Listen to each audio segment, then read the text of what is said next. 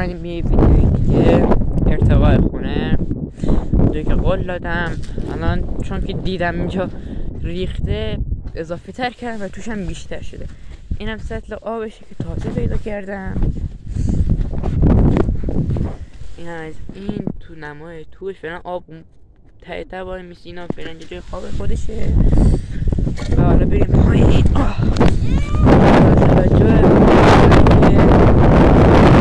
گفتن داره به سر کذا نمیگه خودم بزار اینم کذا اینم که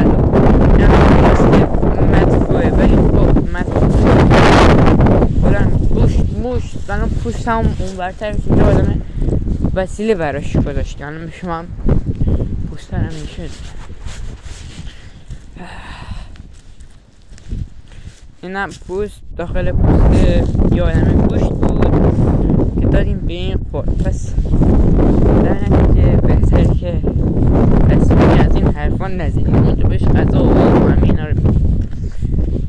بعد اومدم در باره موتور صحبت کنم. این موتور نمیشه ازش فیلم گرفت که یه دستی اصلا نمیشه. من دست راستم میگم اصلا نمیشه. و بعد